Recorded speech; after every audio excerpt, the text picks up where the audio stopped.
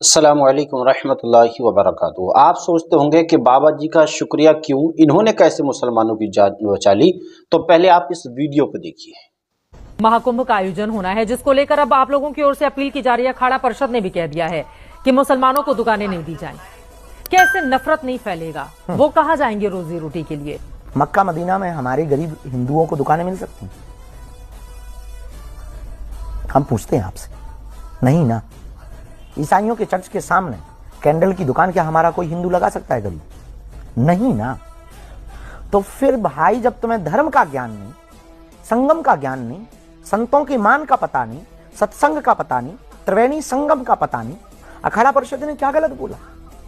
जब तुम्हें उस मान के बारे में पता नहीं तो तुम वहां पर बिजनेस करके करोगे क्या? कैसे आप हमारी पवित्रता को कायम रखोगे? पवित्रता के लिए ये बात एकदम ठीक है। लोगों ने हमारी बात पे बवाल मचा दिया कि आपने अखाड़ा परिषद का सपोर्ट कर दिया।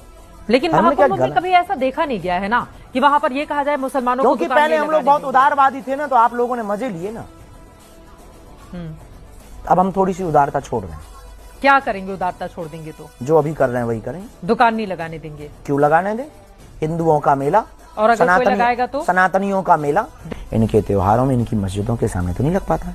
अगर स्वतंत्रता है तो सबको है, चलो करो। फिर आप लोगों के हाथ पैर फूलेंगे, इससे दंगा होगा, वहीं क्या जरूरत है, और जगह दुकानें लगा लो, इतनी जगह तो हैं। फिर आप ये ज्ञान दोगे, इसीलिए काहे को बेफिजूली में आप प्रपंच कर रहे हैं। मैंने ऐसा क्यों कहा कि बाबा जी आपका शुक्रिया कि आपने मुसलमानों की जान बचा ली, मैं अभी आपको बताता हूं। उससे पहले आपसे गुजारिश करूंगा कि प्लीज़ चैनल पर पहली मर्तबा तशरीफ़ लाएं तो चैनल को सब्सक्राइब कर लीजिए, 1000 करवा दीजिए, उसके बाद में मैं खुद हैंडल कर लूँगा। बाबा जी ने जो है पहले बयान दिया था कि मुसलमानों को कुंभ के मेले में दुकान लगाने की इजाज़त नहीं होगी। अखाड़ा परिषद का भी यही ऐलान था कि भाई मुसलमान कुंभ के मेले में दुकानें नहीं लगाएगा, मुसलमानों को कुंभ के मेले में जाने की ज़रूरत नहीं है। और बाबा जी ने यह कहा था कि भाई हमारे अंगना में तुम्हारा क्या काम। बिल्कुल ठीक कहा था बाबा जी ने उस वक्त जो बयान दिया था। आज बिल्कुल समझ में आ रहा है कि बाबा जी के उस बयान ने न जाने कितने मुसलमानों की जान बचा ली। आप कहेंगे वो कैसे, तो सुनिए।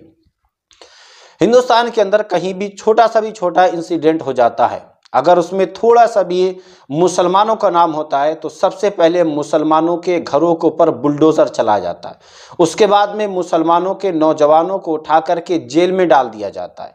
न जाने कितने मुसलमानों की लीचिंग कर दी जाती है या उनका एनकाउंटर कर दिया जाता है। मिसाल के तौर पर आप समझ लीजिए, संभल के अंदर इंसिडेंट हुआ। संभल के अंदर 4 मुसलमानों की जान गई, 250 से ज़ायद मुसलमानों के गिरफ्तार किया गया और करीब 2000 के खिलाफ एफआईआर दर्ज है। उसमें न जाने कितने नामजद हैं और न जाने कितने अज्ञात के खिलाफ जो है एफआईआर दर्ज की गई। तो वहां पर भी टारगेट कौन हुए? मुसलमान हुए। मरे भी मुसलमान, जेलों के अंदर भी मुसलमान, न जाने कितने घरों के अंदर बुलडोजर चला दिया गया। अब सोच लीजिए, अगर मुसलमान कुंभ के मेले में जाता, अगर वो दुकान लगाता, अगर वो कुंभ के मेले में सिर्फ घूमने ही चला जाता, तब उसका आलम क्या होता। न जाने कितने घरों के ऊपर अब तक बुलडोजर चल गया होता, न जाने कितनी बीवियां बेवा हो चुकी होती, न जाने कितनी माएँ अपने बच्चों को छोड़ चुकी होती, न जाने कितने मुसलमानों को जेल के अंदर बेकसूर डाल दिया जाता।